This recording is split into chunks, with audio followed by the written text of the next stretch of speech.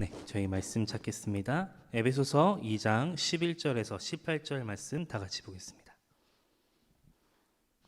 에베소서 2장 11절에서 18절 말씀.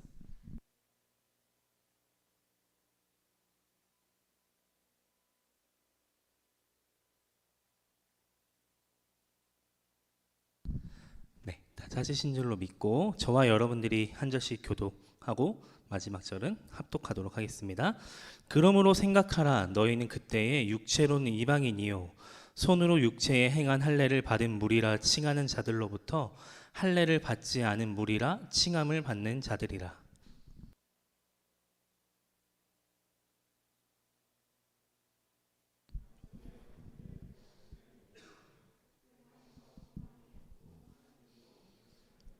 이제는 전에 멀리 있던 너희가 그리스도 예수 안에서 그리스도의 피로 가까워졌느니라.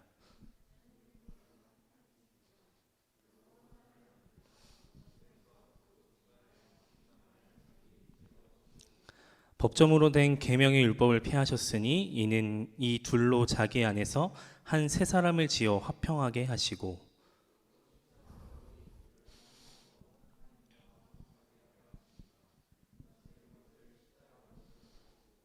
또 오셔서 먼 데 있는 너희에게 평안을 전하시고 가까운 데 있는 자들에게 평안을 전하셨으니 이는 그로 말미암아 우리 둘이 한 성령 안에서 아버지께 나아감을 얻게 하려 하심이라.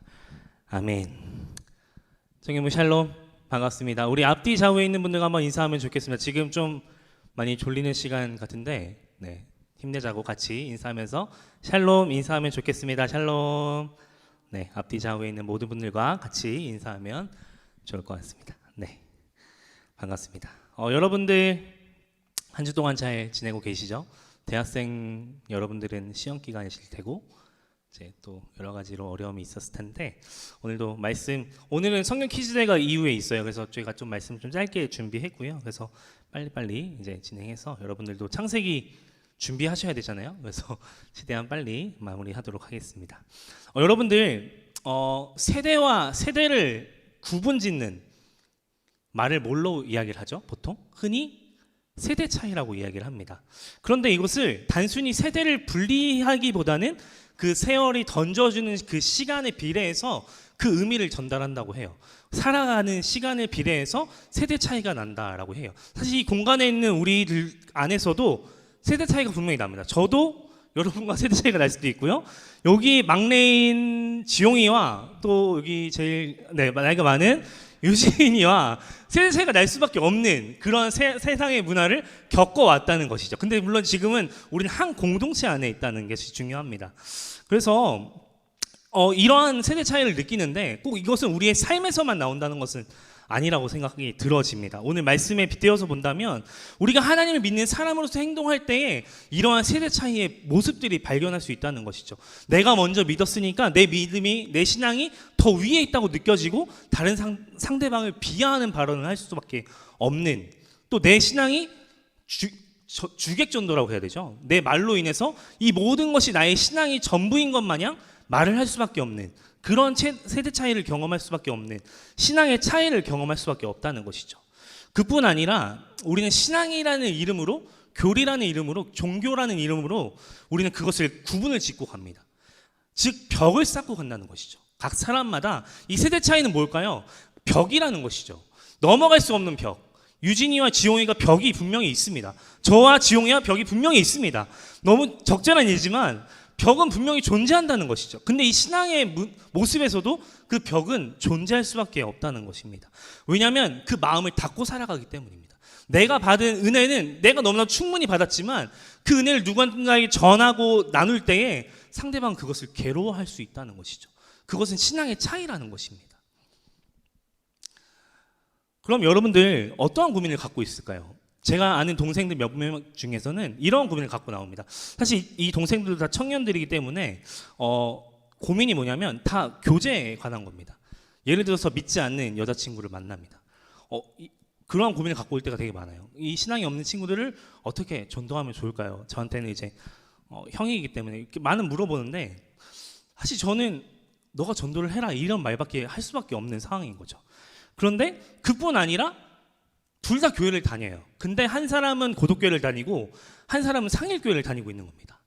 근데 서로가의 신앙관이 다른 거예요. 고독교회에서 가르치는 신앙관이 다르고 상일교회에서 가르치는 신앙관이 다르기 때문에 서로 간에 좁혀질 수 있는 거리가 계속 벌어질 수밖에 없다는 것이죠. 서로 배우는 것이 다르고 서로 느끼는 것이 다르기 때문에 이것이 신앙관이 다른 부분에서 올 수 있다는 것입니다. 그뿐 아니라 신앙의 깊이라고 제가 맨 처음에 말씀드렸죠. 내가 먼저 만난 하나님이 신앙의 깊이가 너무 깊어져서 그 깊이 때문에 오히려 상대방을 모욕하는 발언을 할 수 있다는 것이죠. 사실 그 모욕이 욕하는 게 아니라 상대방 깎아내리는 겁니다. 사실은 내가 믿는 하나님은 이 정도인데 너도 따라와, 이런 말로 우리 신앙의 모습을 갭을 두고 살아간다는 것이죠. 그래서 사실 지금 이 에이블 워치 공동체에도 그러한 모습이 있을 수도 있습니다. 우리가 모든 신앙 생활을 하는 곳곳마다 이 신앙의 생활 패턴이 다 정해져 있다는 것이죠. 나이는 같지만 친구들이 더 성숙하기를 원하는 거예요. 같은 나이이지만 내 신앙처럼 같이 올라가길 원하는 거예요. 근데 그것을 강요하기 시작하면 오히려 튕겨져 나가 버릴 수밖에 없다는 것이죠. 그뿐 아니라 여러분들 주위에 하나님 믿지 않는 친구들 많지 있지 않습니까? 근데 하나님 어떻게 전도하시겠습니까? 내가 믿는 하나님을 그대로 전도하려고 하면 그 상대방은 오히려 거부감을 느낀다는 것이죠. 하나님 분명 우리의 모든 세상 만물을 주관하셨지만 그것을 처음부터 주입시킨다면 오히려 그 상대방은 기독교에 대한 거부 반응이 일어날 수밖에 없다는 것이죠. 그 사람이 먼저 하나님을 믿지 않는 이상 그것을 받아들이기엔 너무나도 어려운 시대를 겪고 있는 것은 분명합니다. 여러분, 이러한 측면에서 제가 신앙의 차이를 계속 말씀을 드리고 있었는데 오늘 에베소서 이야기를 그거에 빗대어서 얘기를 나눠보려고 합니다. 지난주부터 2장의 내용을 살펴보고 있습니다. 저희가 에베소서 2장은 크게 두 파트로 나눠서 볼 수 있어요. 앞에서 지난주까지 말씀드렸던 1장부터 10절까지는 전반부로 나눠지고요. 오늘부터 다음 주까지 살펴볼 22절까지 말씀은 후반부로 나눠볼 수 있습니다. 그렇다면 전반부 내용은 혹시 기억이 나시는지 혹시 물어보고 싶긴 하지만 지금 시간이 많이 부족하기 때문에 빨리빨리 넘어가도록 하겠습니다. 지난주에 말씀의 핵심의 내용은 뭐였냐면 바로 각 개인에게 주신 하나님의 은혜였다는 것이죠. 다 결론적으로 봤을 때 각 개인에게 주신 하나님의 은혜를 제가 말씀을 드렸습니다. 하나님의 놀라운 일들을 기록하고 있는 사실이었던 것이죠. 그렇다면 오늘 후반부에 나오는 이 내용은 무엇일까요? 그 하나님의 은혜를 받은 그 개인과 개인들이 모여있는 공동체를 이야기하고 있다는 것이죠. 그래서 오늘부터 다음 주까지 이 후반부 이야기를 나눠보기를 원합니다. 그런데 전반부와 후반부는 뭔가 다른 얘기 같아요. 각 개인에게 주신 은혜와 또 그 개인이 모여있는 공동체 이야기이기 때문에 서로 다른 결을 갖고 있다고 생각하지만 오늘 바울은 그렇지 않음을 얘기하고 있습니다. 11절 뭐라고 시작하고 있죠? 그러므로라고 시작하고 있습니다. 접속사 그러므로를 통하여서 전반부와 후반부를 연결시켜주고 있는 거예요. 한마디로 이것은 무엇을 의미합니까? 답은 간단하게 나와 있습니다. 사실은 지난 시간에 제가 말씀을 드리지 않았습니까? 우리는 구원받기 이전의 상태를 어두움을 경험할 수밖에 없다라고 얘기했습니다. 왜 그럴 수밖에 없다고 얘기를 드렸냐면 어둠이 먼저 있다는 것이죠. 하늘 나라보다 우리가 구원받기 이전에는 하나님 나라보다는 그 어둠이 우리의 모든 것을 더 주관한다는 것이죠. 그래서 하나님의 인도하심으로 그 빛 대신 예수 그리스도를 우리는 만날 수 있고 경험할 수 있다는 얘기를 드렸습니다. 결론적으로 우리는 하나님의 포에마라고 얘기를 드렸습니다. 우리가 하나님의 인도하심을 겪고 은혜를 받았으면 우리는 하나님의 걸작품이 될 수밖에 없다라는 얘기를 드렸던 것입니다. 그런데 바울은 여기서 멈추지 않았다는 것이죠. 하나님의 걸작품으로 지음을 받았다는 것만으로도 너무나도 행복한데 바울은 전반부를 거기서 마치고 후반부로 계속 이어가고 있습니다. 이것은 무엇을 의미하고 있을까요? 우리는 단순히 신앙생활이 단순히 잘 먹고 잘 사는 데 있지 않습니다.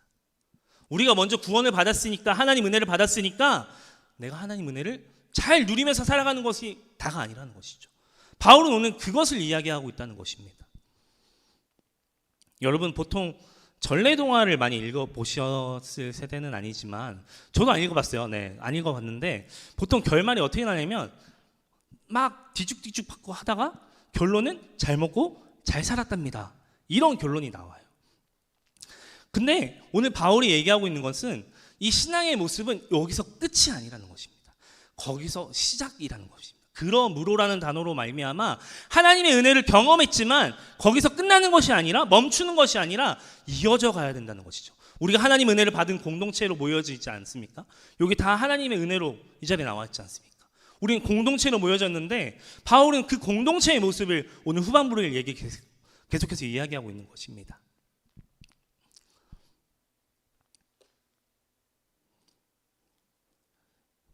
근데 여러분, 우리의 신앙의 틀이 얼마나 무서운지 아십니까? 이 공동체 안에 우리의 신앙의 틀이 분명히 있습니다. 나의 신앙의 틀, 윤정의 신앙의 틀, 미선이의 신앙의 틀, 균의 신앙의 틀 다 있습니다.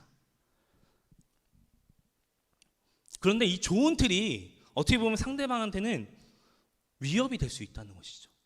어려움을 느낄 수밖에 없다는 것이죠. 그 좋은 것을 좋은 것으로 생각을 해야 되는데 상대방은 그 좋은 틀 안에 머물지 않고 있기 때문에 그것이 부담스러운 것입니다. 그것은 바로 나와 생각이 조금만 다르면 담을 쌓고 간다는 것이죠.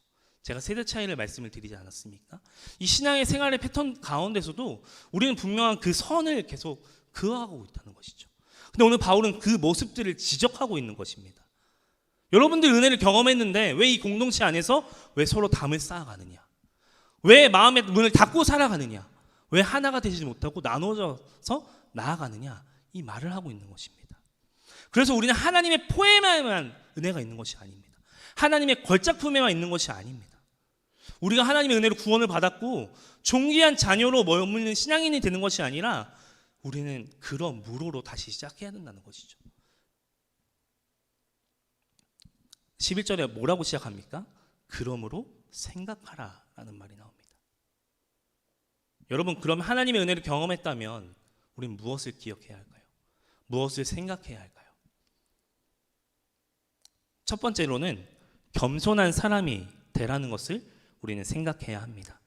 우리 11절에서 13절의 말씀을 한번 다 같이 다시 한번 읽어보겠습니다. 시작.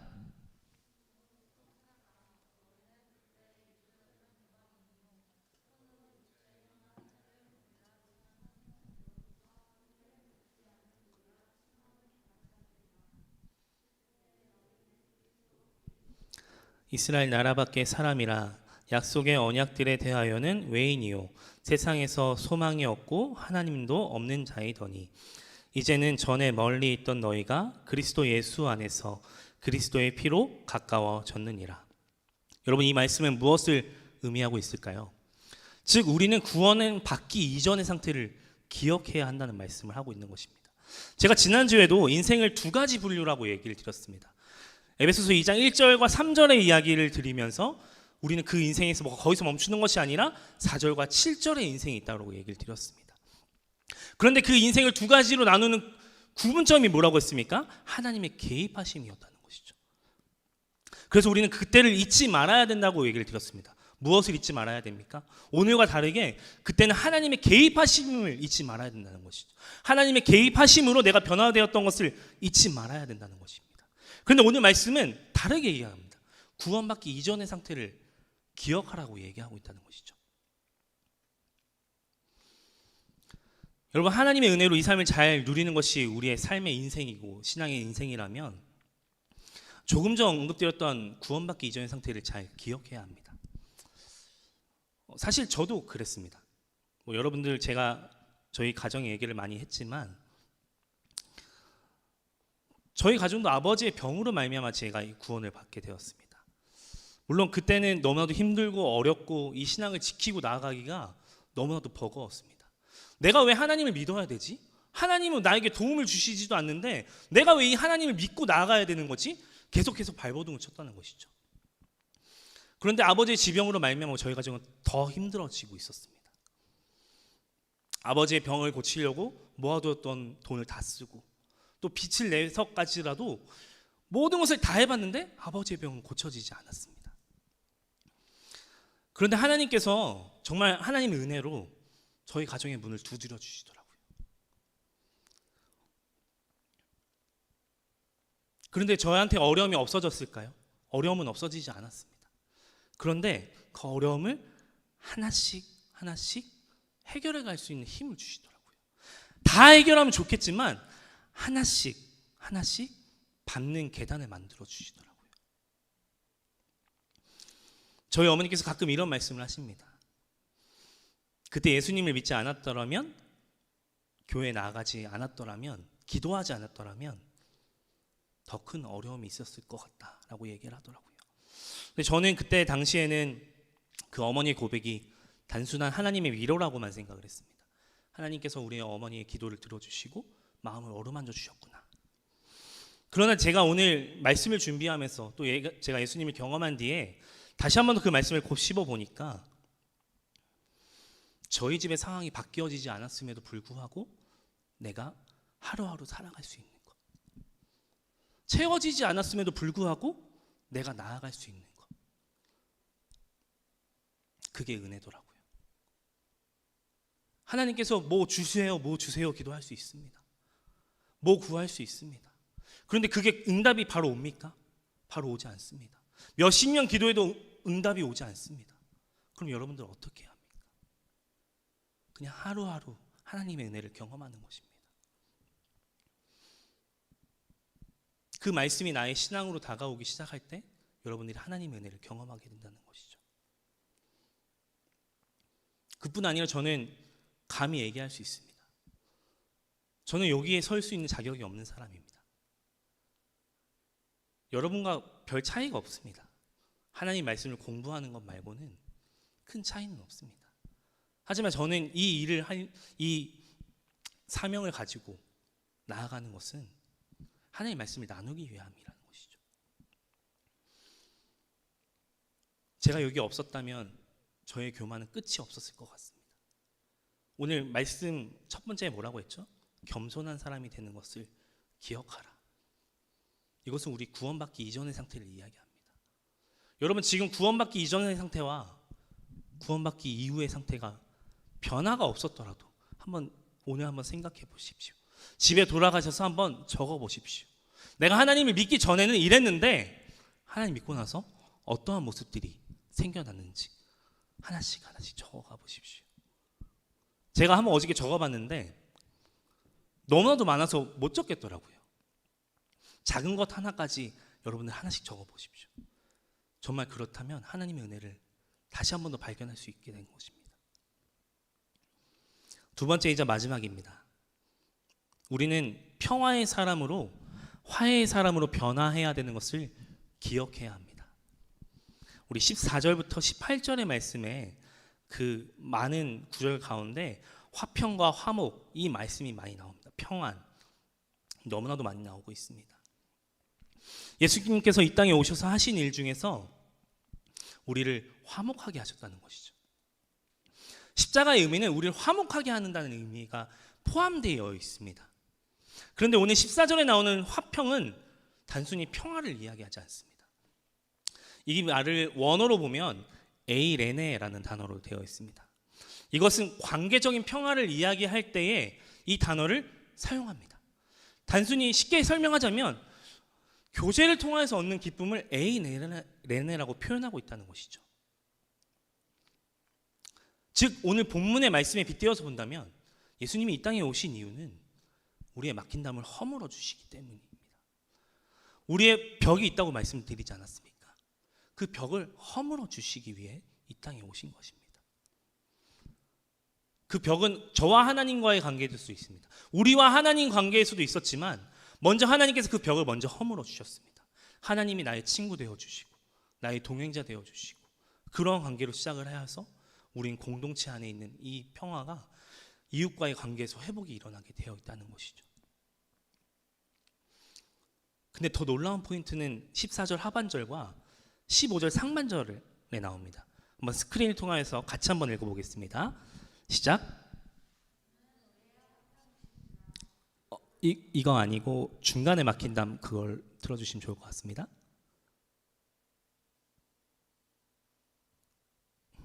네, 읽어보겠습니다. 시작.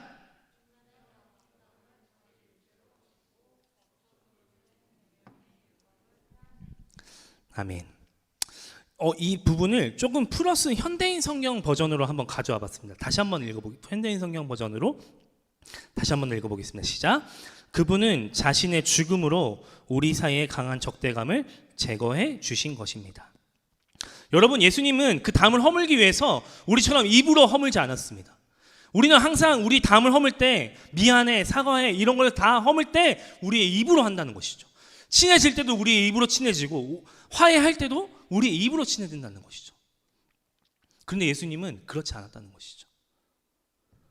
우리의 모든 것들을 허물어 주기 위해서 예수님 십자가에 달려 돌아가셨다는 것입니다. 여러분들 입으로 허무는 것이 희생이 따릅니까? 희생이 따를 수도 있습니다. 내가 싫어하는 사람한테 얘기하기가 어려울 수도 있습니다. 하지만 그것은 정말 예수님이 지고 가신 그 희생보다 100분의 1, 만분의 1 밖에 안 될 것 같습니다. 왜 그럴까요? 왜 우리에게는 그러한 희생이 필요할까요? 고린도후서 5장 17절에 이런 말씀이 나옵니다. 그런즉 누구든지 그리스도 안에 있으면 새로운 피조물이라 이전 것은 지나갔으니 보라 새 것이 되었도다. 이 말씀을 읽어보면 우리 에베소서 2장 10절의 말씀과 좀 일맥상통한 면이 좀 있습니다. 포에마를 설명하고 있다는 것과 좀 비슷한 말씀으로 보입니다. 하지만 고린도 후서는 거기서 멈추지 않습니다. 18절과 19절을 한번 다 같이 한번 읽어보겠습니다. 시작.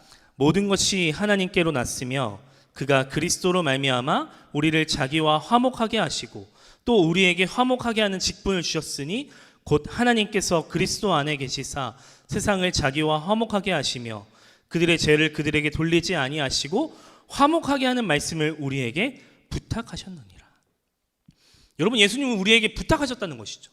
이 화목하게 하는 직분을 우리에게 부탁하셨다는 것입니다.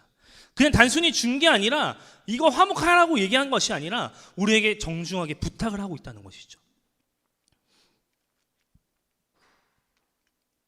즉 우리의 의지와는 다르게 우리의 생각과는 다르게 우리가 거하는 공동체에 막힌 담은 이 화목하게 하는 직분으로 말미암아 허물어질 수 있는 것입니다. 이 직분은 어떻게 얻게 되는 것입니까? 우리가 예수 그리스도를 죽고 부활하신 이 사건을 믿을 때 나오게 되어 있다는 것이죠. 그래서 우리는 변해가야 합니다. 왜 변해가야 할까요? 왜 예수님 믿는 사람들을 왜 손해보고 왜 변해가야 합니까? 우리는 하나님의 피조물로 지음을 받은 존재라고 고백하기 때문입니다. 그래서 우리는 화평의 사람으로, 평화의 사람으로 계속해서 변해가야 합니다. 그것을 우리는 기억해야 한다는 것이죠. 구원받기 이전의 상태를 기억하고 우리가 변해가야 되는 사람임을 잊지 말아야 한다는 것입니다. 그럴 때 우리가 속한 공동체가 예수 그리스도의 사랑이 이 안에 넘쳐날 줄로 믿습니다. 여러분, 말씀 맺겠습니다. 오늘 제가 말씀 가운데 드렸던 에이레네의 단어의 뜻은 다양하게 많이 나옵니다. 그런데 이 에이레네의 단어는 헬라어이지만 이 말을 히브리어로 하면 샬롬입니다. 제가 매주 여러분에게 설교를 시작할 때 샬롬이라고 인사하지 않습니까? 이것은 단순히 우리 안에 평강이 흘러 넘쳐서 그런 안부 인사를 전하는 것 같아 보이지만 우리 안에 평화가 없더라도 이 말씀을 나눌 수 있다는 것이죠. 이것은 내가 하는 것이 아니라 하나님이 화목하게 하는 직분을 우리에게 주셨기 때문에 가능하다는 것입니다. 여러분들 어려운 일들이 있을 수 있습니다. 앞에 진로를 놓고 고민할 수 있습니다. 이 자리에 있지만 마음 가운데는 시험이 생각날 수 있습니다. 관계의 문제가 생각이 날 수 있습니다. 하지만 우리가 왜 샬롬이라고 외칠 수 있습니까? 그것은 하나님께서 우리에게 주신 직분이라는 것이죠. 그 막힌 담들을 하나님의 사랑으로 허물어 주셨다는 것입니다. 여러분, 그래서 변해 가십시오. 화가 날 때도 있습니다. 화가 치밀어 오를 수도 있습니다. 하지만 그 화를 조금만 누르고 화평의 사람으로 걸어가십시오. 왜냐하면 우리 안에 거하는 모든 사람들이 한 명 한 명 귀한 한 사람이기 때문입니다. 여러분, 오늘 말씀의 제목은 피스메이커입니다. 오랜만에 영어 제목을 가지고 나왔는데 여러분에게 영어 제목을 가지고 나온다는 날이면 좀 궁금하실 거라 생각이 되어집니다. 그 이유는 제가 여러분에게 언급을 드렸듯이 영어에는 똑같은 단어이지만 다양한 의미를 내포하고 있습니다. 이 말씀 제목을 네이버에 검색해 보시면 제일 먼저 나오는 단어의 의미는 바로 중재자입니다. 이것은 분쟁과 전쟁을 중식시키려고 애쓰는 자라고 얘기를 나옵니다. 그런데 이 말씀과 일맥상통한 피스메이커가 어디에 나온지 아십니까? 마태복음 5장에 나오고 있습니다. 여기서 마태복음 5장에 나오는 이것은 화평하게 하는 자로 의미를 하고 있습니다.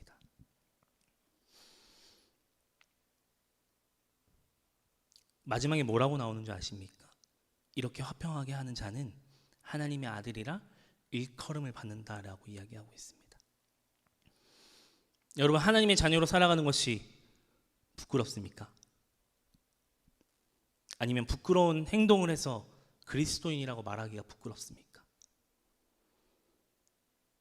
아니면 하나님의 자녀라고 말하는 것이 부끄럽습니까?